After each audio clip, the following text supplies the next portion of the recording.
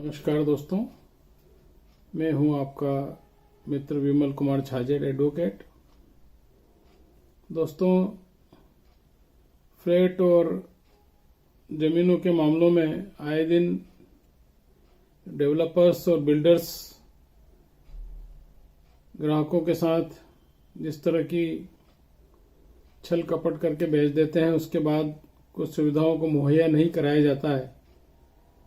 इस पर एक महत्वपूर्ण जजमेंट ऑनरेबल सुप्रीम कोर्ट का आया है। दोस्तों, सुप्रीम कोर्ट ने यह कहा कि फ्लैट का कब्जा लेने के बाद भी बिल्डर ने जो सुविधाएं एडवर्टाइजमेंट में दी या उसका जो ब्रोशर बताया था, वो सुविधा उसको देना होगी।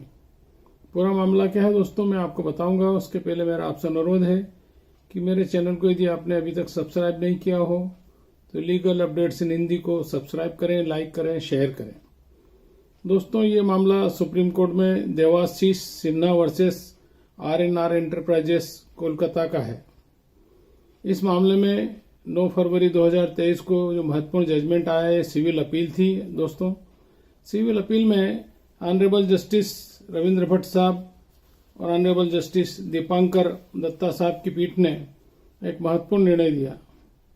उन्होंने कहा कि फ्लैट को यदि बिल्डर ने बेच दिया है और उसकी रजिस्ट्री भी करवा दी और जो जिसने फ्लैट क्रय किया उसने कब्जा भी ले लिया है, तो उसके बावजूद भी जो सुविधाएं देने के बारे में उसने विज्ञापन दिया था या जो ब्रोशर उसके द्वारा बताया गया था, वो ब्रोशर में जो सुविधाएं बताई गई थी वो पूरी नहीं की है, तो रजिस्ट्री कराने के बाद कब्जा लेने के बाद भी उसको वो सुविधाएं देना होगी। ऑनरेबल जस्टिस रविंद्र भट्ट साहब और ऑनरेबल जस्टिस दत्ता साहब ने एक महत्वपूर्ण जो जजमेंट दिया, उसमें यही बात कही।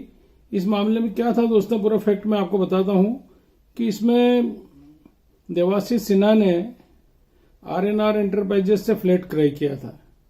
फ्लैट क्रय किया, उसमें उसने बहुत सारी सुविधाएं देने के बारे में बात कही थी, जिसमें खेल सुविधाएं, community hall, office room, 33 feet चौड़ी सड़क, पानी, बागवानी,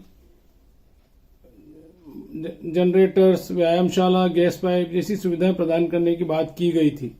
किंतु कब्जा देने के बाद बिल्डर ने वो सुविधाएं देने से मना कर दिया कि ये सब सुविधाएं नहीं मिलेगी क्योंकि आप ऑलरेडी कब्जा ले चुके हैं। इस मामले में देवाशीष सिन्हा ने उपभोक्ता अदालत में मामला दायर किया, किंतु उपभोक्ता अदालत ने यह कहकर मामला समाप्त कर दिया कि चूंकि कब्जा ले चुके थे आप, इस कारण अब ये सुविधाएं बिल्डर नहीं देता है तो उसकी आप मांग नहीं कर सकते। इस मामले को ऑनरेबल सुप्रीम कोर्ट में चैलेंज किया गया। उपभोक्ता जो राष्ट्रीय उपभोक्ता विवाद निवारण आयोग है, उसके फैसले के विरुद्ध ऑनरेबल सुप्रीम कोर्ट में मामला गया और सुप्रीम कोर्ट में जो 21/8/2020 का उपभोक्ता अदालत का जो फैसला था, उसको चुनौती दी गई। उस मामले में ऑनरेबल सुप्रीम कोर्ट ने कहा कि उपभोक्ता अदालत ने जो राष्ट्रीय फोरम है, उसका उपभोक्ता आयोग का राष्ट्रीय आयोग है, उसने इस मामले में उचित निर्णय नहीं लिया, क्योंकि उन्होंने जो फ्लैट का मालिक था उसकी अपील को उन्होंने खारिज कर दिया था। तो उन्होंने इस फैसले की आलोचना भी की और कहा कि फ्लैट खरीदने के बजाय वो जो शर्तें थी उस शर्तों का पालन करना उसके लिए आवश्यक था, किंतु उपभोक्ता अदालत ने इस बात पर ध्यान नहीं दिया। ये बड़ी गलती है।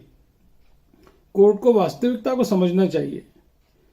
सुप्रीम कोर्ट ने बड़ी अच्छी बात कही कि वर्तमान समय में फ्लैट खरीदता है आदमी तो लोन लेके, मजबूरी में आदमी अपना घर बनाना चाहता है और लोन लेके जल्दी से जल्दी उसमें कब्जा लेकर रहना चालू करना चाहता है, ताकि उधर रेंटल यदि कहीं किराए पर रह रहा है तो अपने खुद के घर में रहे और उसकी बैंक की किस्त वो जमा कर सके। तो बहुत अच्छा बात इसमें ऑनरेबल सुप्रीम कोर्ट ने ये कही कि यहाँ पर कोलकाता म्युनिसिपल कॉरपोरेशन के जो रूल्स थे, जिसमें उसको कंप्लीशन सर्टिफिकेट देना था, कार्य की पूर्णता का प्रमाण पत्र लेना था, वो भी उन्होंने नहीं लिया।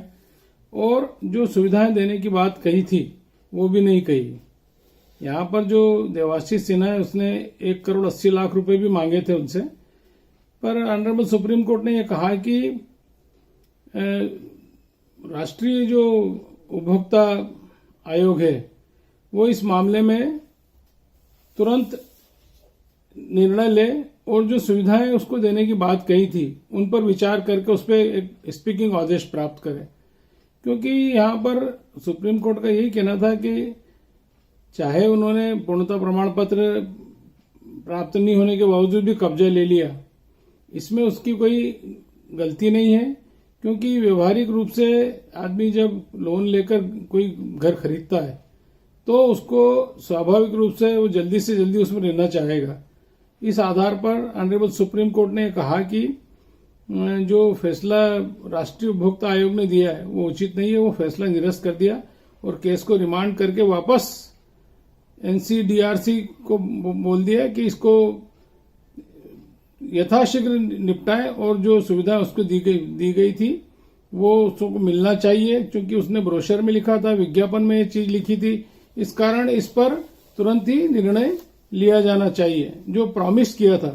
तो ऑनरेबल सुप्रीम कोर्ट ने ये सेवा में कमी माना, तो इसमें सेवा में कमी मानते हुए उसको उन्होंने कहा कि अनफेयर ट्रेड की प्रैक्टिस है, ये जो अनफेयर प्रैक्टिस जिसको बोलते हैं उसको भी माना और उसको जो डेफिनेशन धारा 2(1)(r) में दी गई है उपभोक्ता प्रोटेक्शन एक्ट के, उसका उल्लंघन माना और ये सुविधाएं उसको दिलाने के बारे में ऑनरेबल सुप्रीम कोर्ट ने आदेश दिए, जिसकी पूरा विवरण, जिसका जो सिविल अपील थी उसका विवरण मैं डिस्क्रिप्शन बॉक्स में दूंगा।